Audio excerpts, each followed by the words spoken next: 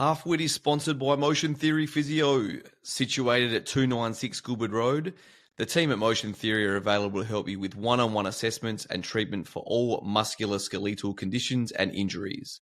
From dry needling to Pilates to pre- and post-op rehab, the team at Motion Theory Physio are there to help you with any of your needs. Book an appointment with any of Motion Theory's amazing physios, Gabe, Alex, Tyson, Eloise or Lucy. Visit the website motiontheoryphysio.com.au, give them a call on 70992289 or look them up on their socials, Motion Theory Physio. Well, would you believe it? It's finally here, episode 1 of Half Whit. Now, before I talk about today's episode, I would like to give a warm welcome to those of you listening for the first time, and a huge thank you to those of you who listened to the pilot episode that was released earlier in the week. I lost count the amount of times I needed to explain what a pilot episode was.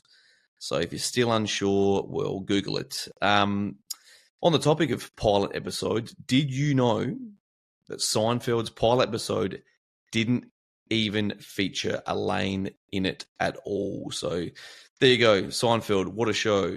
The Soup Nazi episode, season 7, episode 6, one of the all-time great episodes. Speaking of all-time great episodes, you are really going to enjoy today's episode with inaugural guest Hayden Jolly.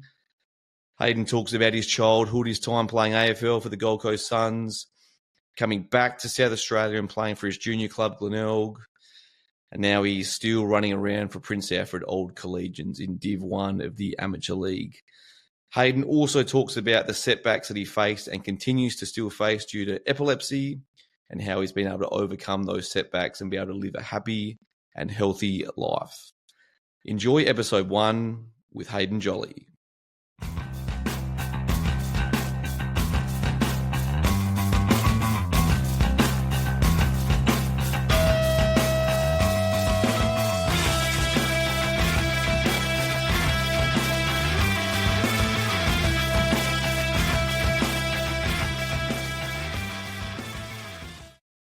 Hayden Jolly, welcome to the Matt Whitford podcast. Thank you, Widow. Thanks for having me. It's taken us some time to get here. We got there. We finally got here, mate, on this beautiful Wednesday night. Mate, excited to have you on board and really happy that you're my first guest on the pod, because when I came up with the idea, your name just came to mind straight away. So just going to give a bit of a synopsis on your life, mate. So parents, Mark and Kay, incredible human beings. They are. Very good. Just so, like, every time you're in the presence, you feel like they're your own parents. No, very lucky. I think when you grow up, that's one of the things you're very thankful for, with me and Lauren, and having two really supportive parents. So they're incredible. And obviously, yes, younger brother of Lauren, and that's how I obviously met you. Yep.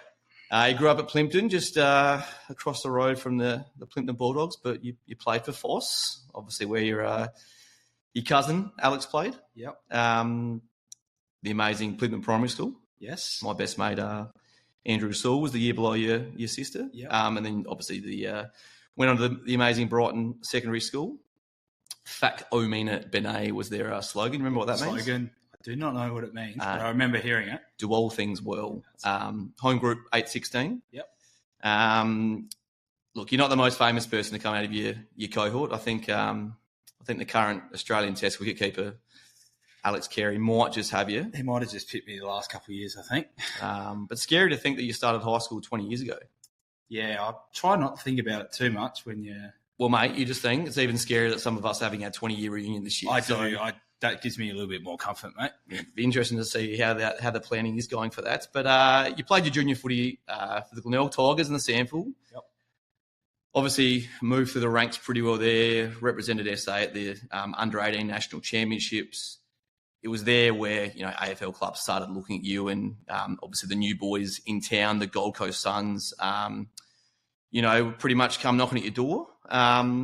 Did they actually go to your house and knock on your door and chat with you folks?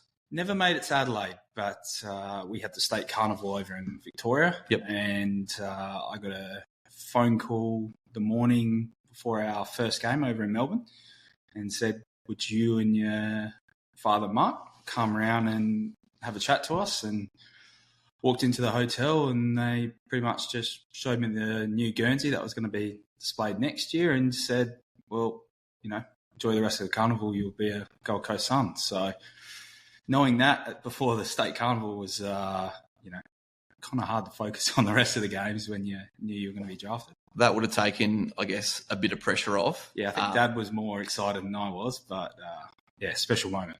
So the Gold Coast Suns, they could sign, I think it was 12, 17-year-olds that you were born between like January and April. Yeah, 17 and 3/4, I think it was. So. And you just squeezed in there. Yep. Guy McKenna, the inaugural Gold Coast coach, his comments were, Hayden is a natural, powerful right footer with great agility around the ball. He has very clean hands and a great scope for further physical development. He will have the ability to play multiple roles given his ability to win his own ball and use it effectively. So amazing to know that you're going to get drafted and play for an AFL team. I guess before, so this is 2009. Yeah. I believe there are a few non-negotiables you had prior to officially signing with the Gold Coast that meant you had an interrupted pre-season, should I say? Yeah, I think you could say that. Yep. Schoolies.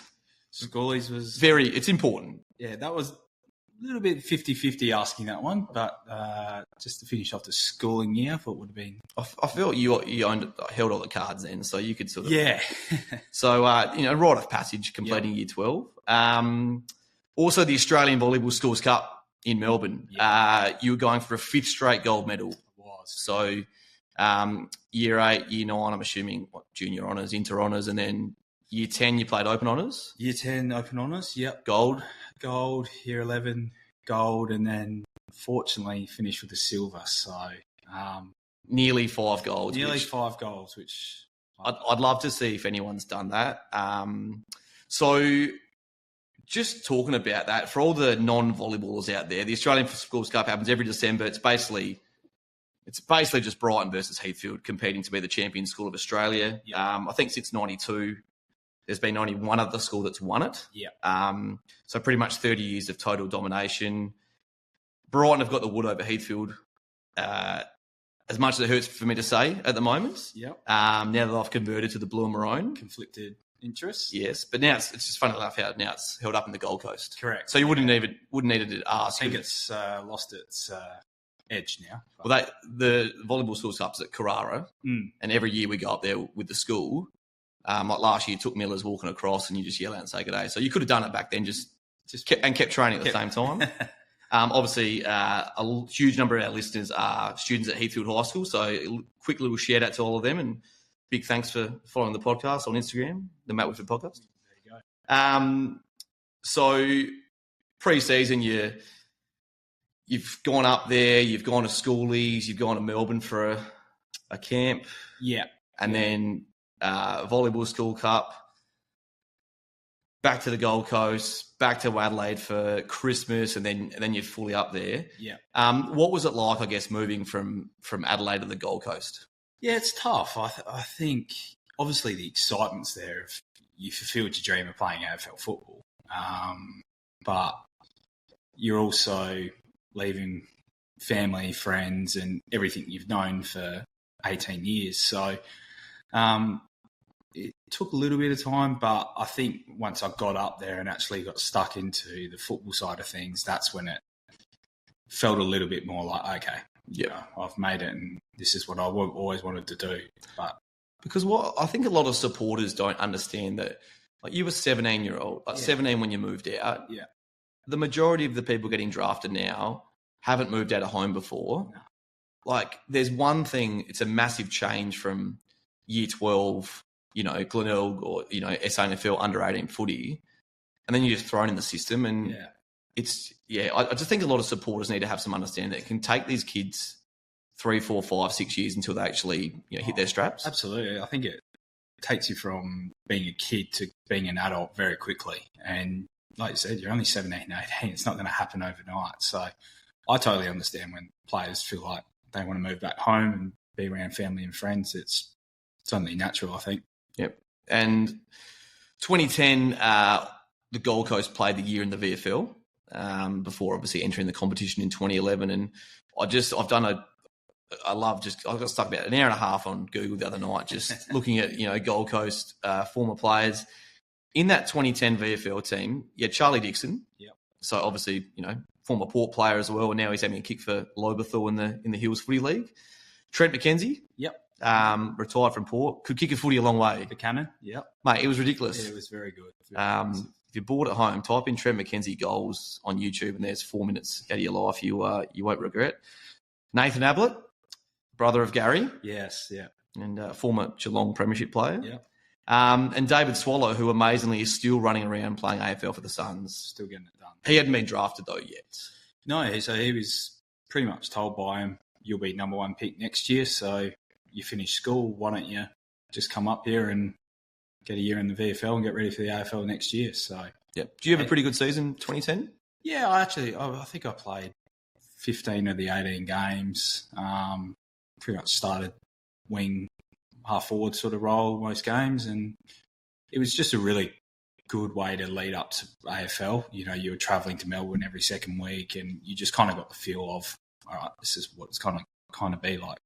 Yeah, and you had to get fitter, stronger, yeah, all that as well. So 2010, the season finishes in the VFL. The Gold Coast officially enter the AFL, and you get a heap of early picks. I think you had 8 of the top 13. You officially signed David Swallow at 1. You get Harley Bennell. Later went to Freo. Had a lot of calf issues. Yeah, I can relate to that. Okay. Sam injury. Yeah, old man. I was doing him at 26. So, Sam Day, who's now at Brisbane, also a former Sturt Saints baseballer as well. Yeah. Josh Caddy, Tom Lynch, Dion Prestia, all premiership players at Richmond, and Prestia and Lynch are still running around. Well, Lynch is when he's on the park. So when he's holiday now, when he's not building, Jordan Butts and the rest of the Crows team. You mate Seb Tate from Glenelg and a bloke by the name of Daniel Gorringe, most famous now as the bloke on Dan Does Footy. So we might talk about him just a little bit later. But you also add in, you had a lot of you're able to recruit players from other clubs. Gary Ablett from Geelong. We'll talk about him later as well. Nathan Bock from the Crows. I've still got his number 44 on the back of my Crows Guernsey. Good footballer. I tell people that it was Peter Caven, but it was actually Nathan Bock. Why I put it on there. Jared Brennan, Freak, Michael Riscatelli from Brisbane, both of them. Premiership Hawk Campbell Brown. Brownie, yeah. What a unit. Josh Fraser from the Pies, Jared Harbrow from the Bulldogs, Nathan Cracker, former Port player. Premiership Demon, Stephen May, still running around. And Carmichael Hunt, another who I'd like to... let's talk about him now. Obviously, for those of you listening, Carmichael Hunt was a very successful rugby league player with the Brisbane Broncos. Hayden, I guess with Queensland being just rugby crazy, just what was it like when he deflected and signed for the Suns? Well, he was automatically the most popular guy there by a mile because, like you said, no one knew about AFL up there. It was just rugby union, rugby league, and when he kind of came in, it brought a bit more of a different sort of audience. But I think he didn't realise how big it was going to be, and I think he just saw it as an opportunity, and I think it probably got the best of him in the end of it, but he was great. I think he adjusted quite well, and if he had a bit longer in it, I think he could have really, adjusted to it pretty well. Yep. I love it how you've signed Gary Ablett, who will potentially go down as one of the greatest. I think he will. He'll have to, him and his dad. But then, this little short bald guy's walking past and the general public got no idea. And then, Big Carmichael.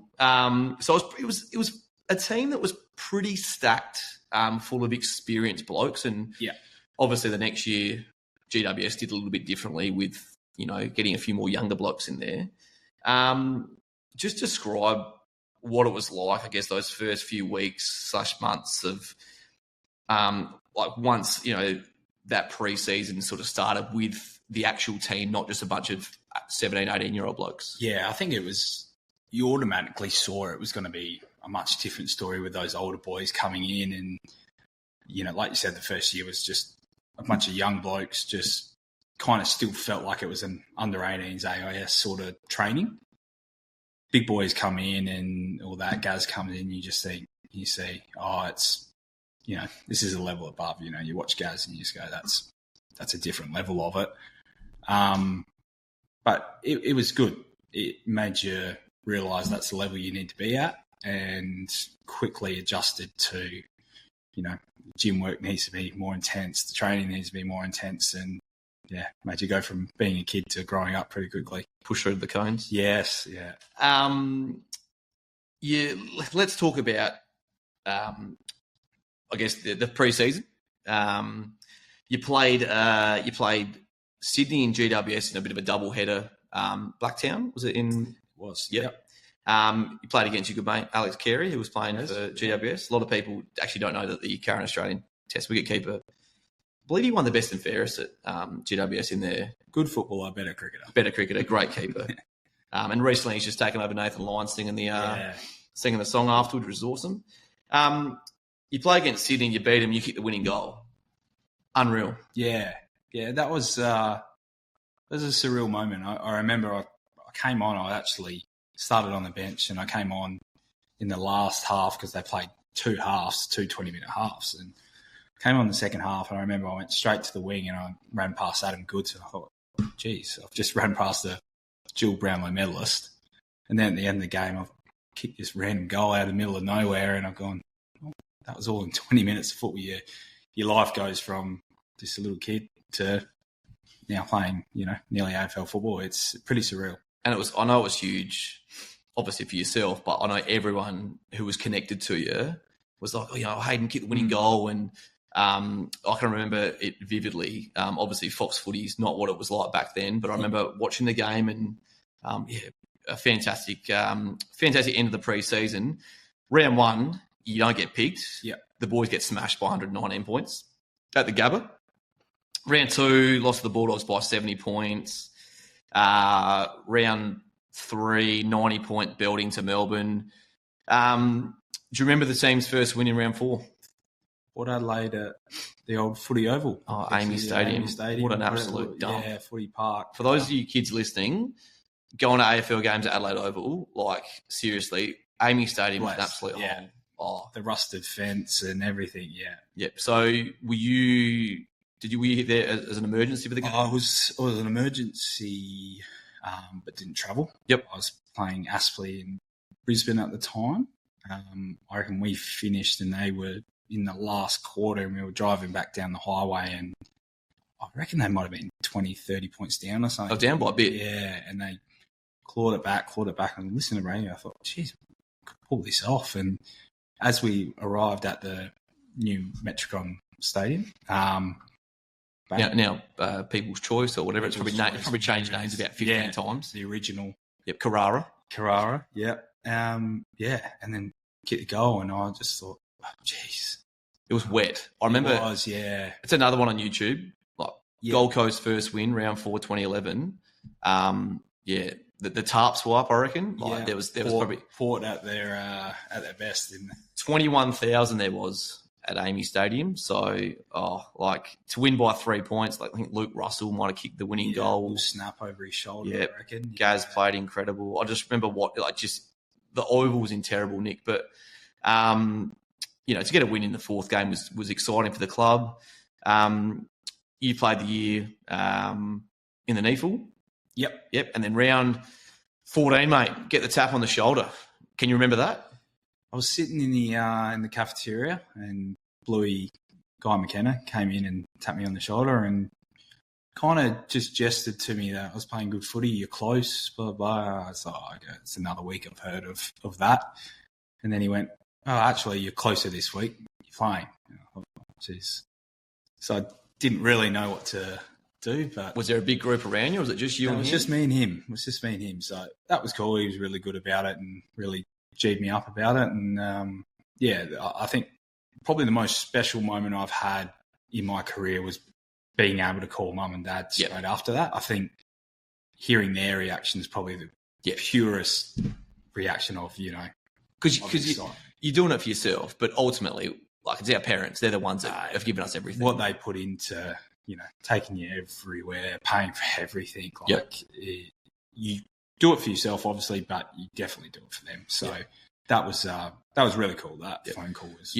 You see now, like whenever a guy makes his debut, they'll announce it at absolutely. There's a social media, like people have been tipped off, and the social media team are there, and we see it all. Whereas yours is just you and Guy getting it. So didn't get the broadcast like it is in the socials now, but I guess it would have been an amazing experience. I love it. It was at home against the Dogs. At home, yep. What did you lose by? It was pretty close in the end. Yep. Yeah, I think we kind of came back a bit late. Yep. Didn't get the win in your debut, the dream, the fairy tale. We didn't. You lost your next two to Freo and Sydney. Yep. You had 20 touches in both, by the way, 20 disposal. I'd say that's pretty handy. Yeah, Freo game, I don't think I played that well, but the Sydney one I thought was probably my best game up there. I know we got belted, but had two pretty decent games, those ones, yeah. Yep. So let's set the scene here. Round 17, 2011. You come up against Richmond in Cairns. Up in Cairns, yeah. Kazali Stadium.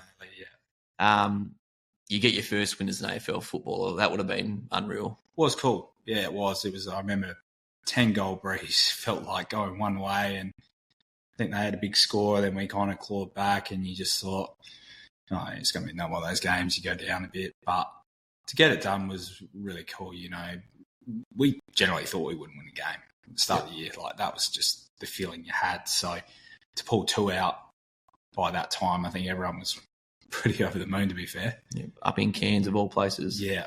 I reckon the Crows played St Kilda there 3 or 4 years ago. Phil Thorpe kicked 5. Like that was his. Yeah. Just watching on TV, it was wet or it's stinking hot up there. And you either get a really good day or you get a windy or a wet. It's hit and miss up there. Yeah. So you've just got this euphoria of your first AFL win. Get dropped the next week. How good? Reality. Oh, mate, that is just. But then you're straight back in round 19. So you play round 19, a loss. Round 20 at the Cattery, Cardinia Park, Skilled Stadium. That's got a lot of names, that stadium. Did we lose that one? Or was that? I was close, mate. Just 150 points. Okay, yeah. Not compared to Melbourne. I think Melbourne got drubbed by even more a few years earlier. But, anyone go over and watch that? Dad and my uncle, who's a mad Geelong fan, born in Geelong. They both drove over. So, I think they saw a spectacle. And dropped for the final 2 games. Yeah. The final few games. So, your first season's come to a close. The thing with AFL pre-seasons is I remember back then there wasn't a huge gap, whereas between the end of the season and the start, I think now in the players' bargaining agreement, it's got to be, if you win the premiership, 6 weeks, 6 to 8 or something. Yeah. Obviously, the first to 4 year players come back earlier, but your next pre-season started November 2011. Did you feel, mate, that you were going to build on those 6 games, or did you sort of you're looking around and there's potentially blokes leaping you in the pecking order, or like what was that like? In all honesty, I probably got a little bit too comfortable. I thought, I played 6 AFL games. I'll come back next year. I'll play some more. Just being that young, still only 19 years old, I think, at that time, and probably slacked off when I got home from the pre-season. Came back not in the best shape at all, like I should have been. So a jolly Christmas lunch. Yeah, exactly. Yeah, I'll blame mum and dad. It'd been an unreal one. Yeah. So I probably put myself on the back foot before I got back, where a lot of the boys came back, like David Swallows, Dan Precious, and Unreal Nick, which you look at it now and you go, geez, if I just came back a little bit better, maybe I could have got myself forward. But that's just being a young kid. At the time, though, you're 18. I had that 6 weeks off and I'm back with my mates and you're there and going, how good's this? So probably... Back with your mates down the Broadie. Yeah. Down the Jetty Bar. It's Wednesday nights and everything, flashbacks and everything kind of... Oh, mate. Mate, how good. Great time. Yeah. Jetty Bar, now the Collie. Grand. So, look, if I had my time back, I probably would have dug in a bit more, but, it's part of the journey. It is what it is. But you start your 2012 season in the NEFL, the North Eastern Australian Football League. Yeah. Were you getting a kick?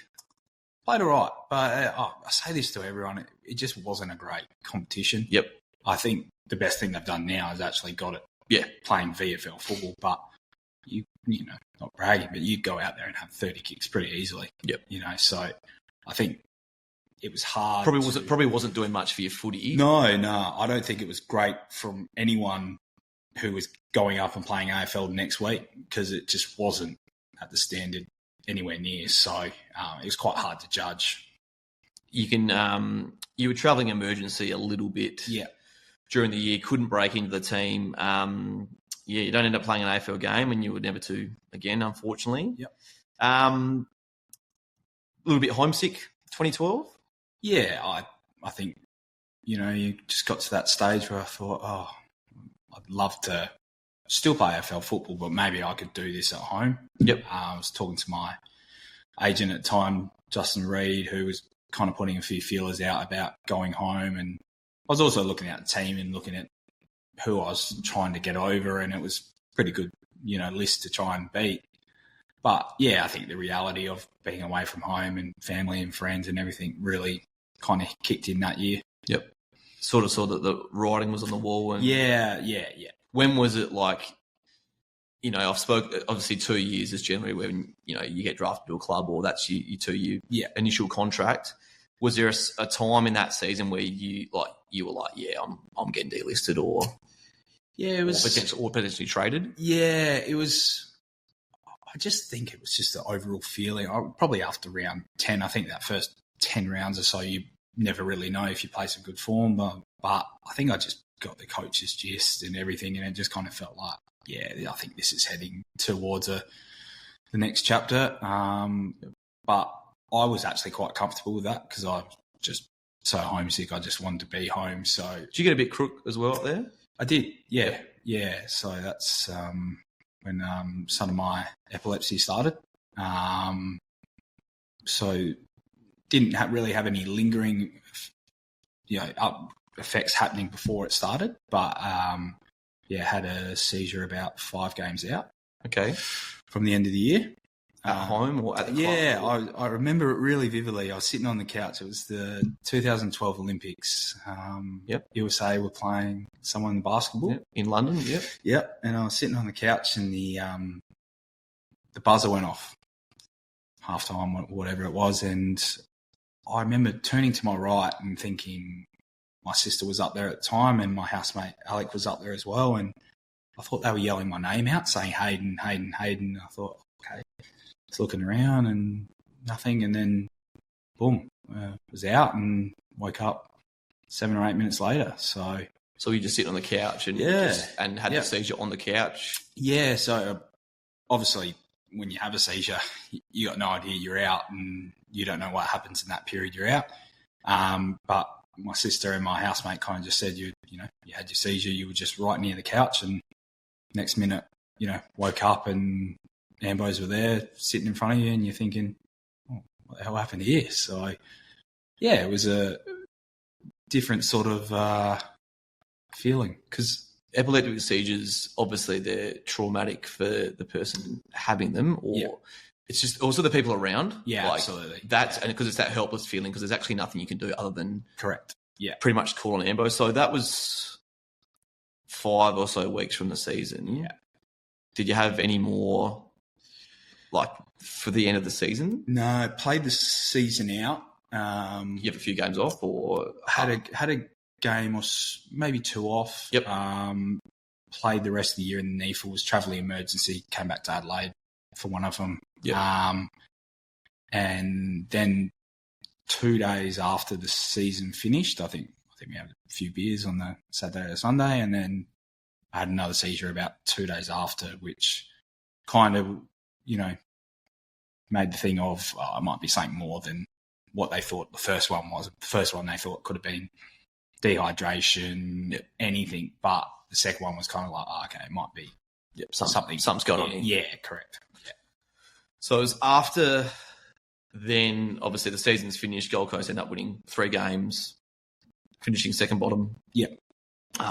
Just one of those wins was Carmichael Hunt, the big K. Correct. Yeah. Kicking the goal after the siren. Up in Kazali again at Cairns. Kazali again. Yeah, Yep. against Richmond. I love that. Like 2 of the first, I think 4 wins were against Richmond in Cairns. Well, they turned it around pretty well after that. They did. One bloody 3 of I'll never forget 2017. But you obviously get delisted, or you'd asked to go home. Had an exit meeting, and they pretty much just asked me where I was at, and I pretty much said, I want to go home.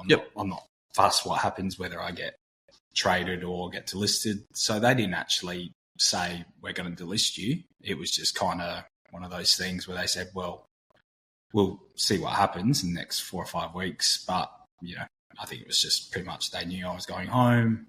So eventually they made the decision to delist me. So Port and the Crows don't pick you up, even though you had your hopes. Obviously, you'd hope they would have picked you up. Yeah, it's an interesting one. Like, everyone would think your mind would just switch to hoping you get drafted. But for me, it was just really, I had these seizures. I'm like, what the hell's going on? I need to kind of... Footy probably wasn't, 100%. No. Yep. I remember it really vividly. I came home and I was going to have a meeting with my manager, Justin Reid, over in Henley, and that was kind of going to be about what the next step might be. And when I was sitting just down the road waiting in my car, it was a bit early, I had a seizure sitting in the car. Bloody just before I was going into that meeting. And once again, Ambo's picked me up, went off to the hospital. Mum had to ring Reedy and say, he's just had another seizure. He said, what are you kidding me? He's just about to meet up. And she's like, yeah. So that kind of just put a line through thinking about what we were going to do there. It was just really, let's just get this sorted and we'll go forward from there. Just get your health sorted. Yeah. You do get snapped up by Glenelg. Yep. Pretty quick. Obviously what you've just said, I'm sure, getting rid of your seizures and getting on top of the epilepsy, but obviously having a good year or 2 in the SANFL and then hoping to get picked up again, knowing you'd still only be 21, 22. Yeah. Your childhood club, you can't, the Essendon Bombers, you were hoping they were just going to knock at your door and... Never know. Mate, that was, I'm sure that was your plan. Would have been pretty crappy after your seizures with your license, like not being able to drive, having that independence taken away. Yeah, you felt like a kid again. Yeah. Obviously moved home and thought might be a bit of a time where I can release a bit and go see mates and stuff like that. And then, you have a few seizures and they go, take your license away, and you go, well, what the hell am I going to do today? I can't. Mum and Dad's at work. Lauren was living away at the time. I think she might have moved to Wales. Yep, she was in Wales. Yeah, yep. You could just walk Brady. Yeah. So there's only so many times you can walk a dog. Yeah, exactly. So I was pretty much couldn't really get a job because of the seizure stuff.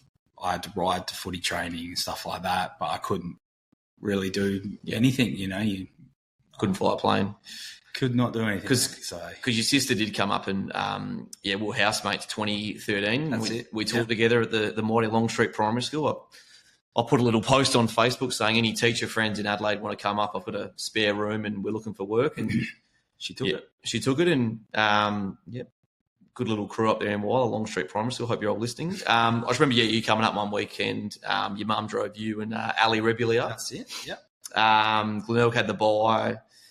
I think you went out and watched a bit of Lauren play netball for the Warriors, and then you came out and watched me play it. The main show, mate. Came to watch me at Memorial Oval. I probably should have got a clearance for you. I'm sure Glenelg would have been happy. Just a weekly permit for Hayden Jolly to suit up for the West Wyler Dragons. But you're there, you're watching, going, "God, this is awful footy." We got the job done, but you've gone from the year before being on an AFL list to the next year watching West Wyler against Rapina at Memorial Oval. So it was good having you up there, mate. It was enjoyable. So you played your 3 seasons at Glenelg. Yep. You've been, and then end of 2015, have you just decided you've had enough of SANFL footy?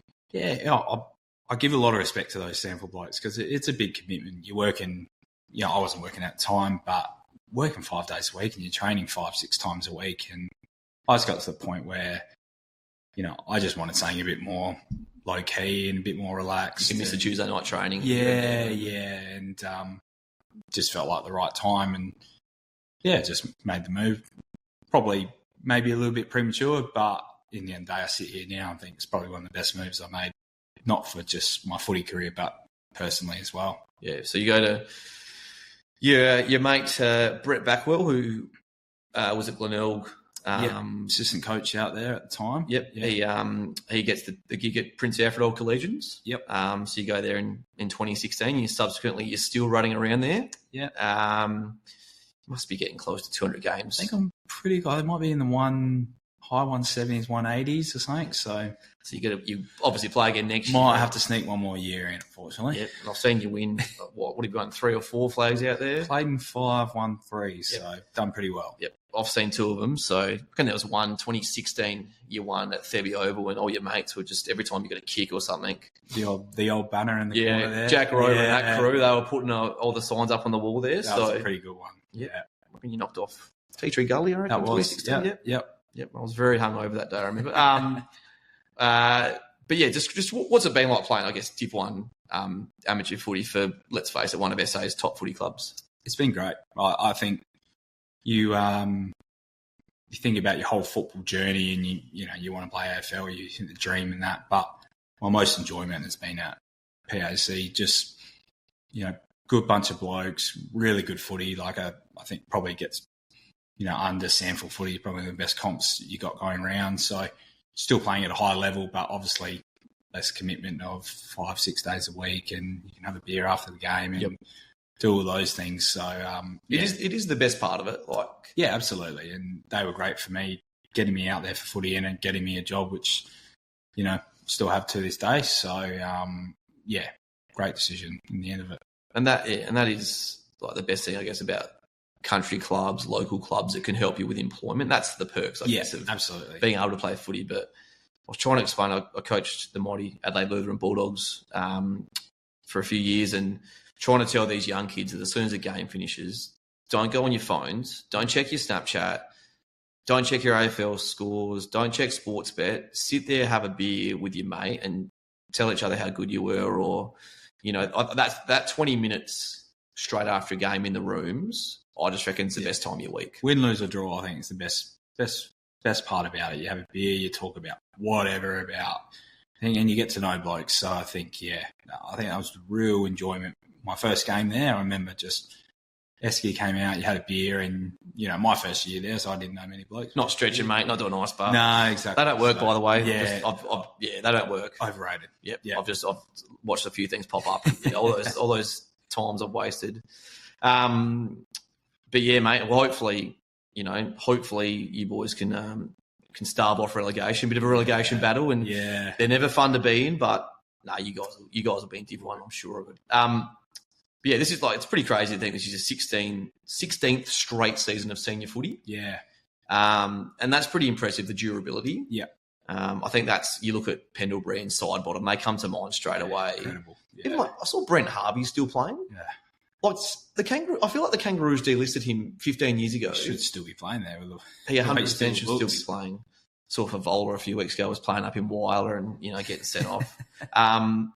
But yeah, I reckon you get a few more and you get 200, mate. And then, I'll try and get there. And see what happens from there. But I guess we've sort of come to the end of your footy career, but just in regards to epilepsy, I know I've spoken a bit about it, but I'm no doubt there's a few listeners out there, and if this helps one or two of them, or just knowing that there's others that are sharing the illness as well. Where are you at the moment with that? How long's it been since your last seizure, etc.? 10 years, I think, close to seizure free now. Yep. So, look, extremely lucky. There's so many people out there that go through it, in so many different formats. So that's the thing. I think everyone just thinks there's one seizure you can have. No, there's plenty out there. So I got really lucky. I had my process, ended up having 7 or 8 seizures at the time in that first year I was diagnosed.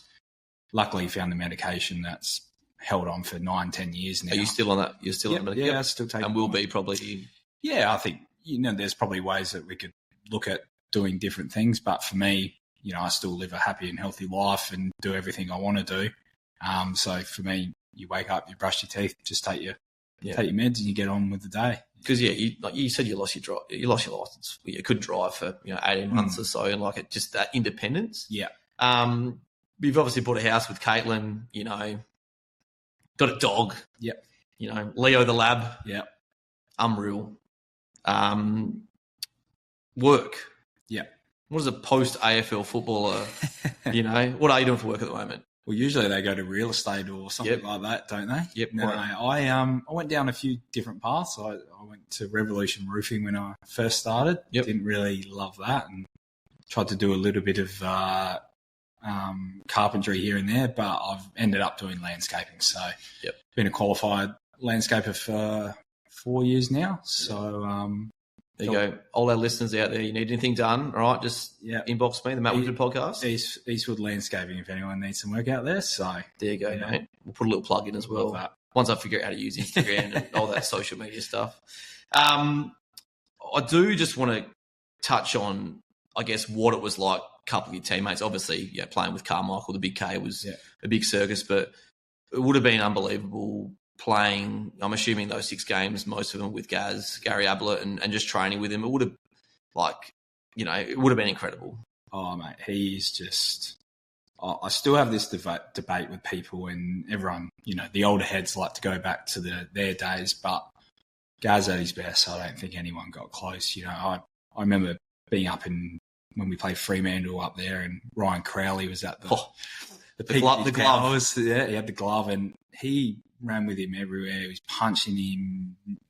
Just people would come from everywhere because Ross Lyon was the coach. So Fremantle were just doing whatever they wanted to do. And I was just watching him. I'm going, how's he dealing with this? And, as you come off the ground, you look at your own stats and you go, and then you scroll to the top and Gaz has had 42 and kicked a goal after being run with everywhere. And you just go, how the hell does that guy do that? Yeah. But he was just on another level. Yep.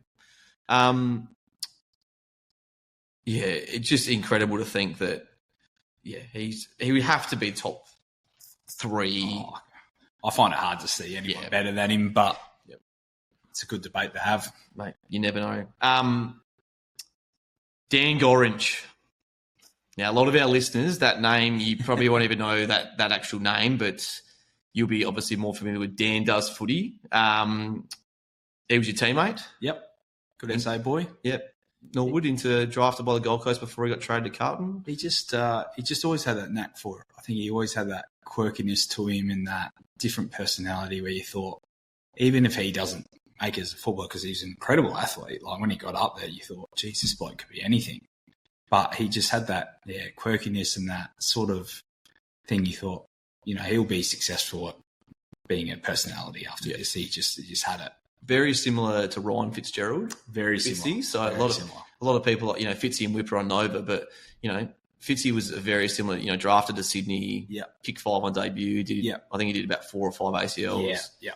Traded back to the Crows, and now he's, went on Big Brother and, he's taken over the world. But, very similar. I've actually seen him quite a few times. I always say g'day. They always say g'day back to you. Yeah. But, for an old bloke like myself, I don't actually go on Instagram and scroll too much, but he's a funny bastard. He's pretty good.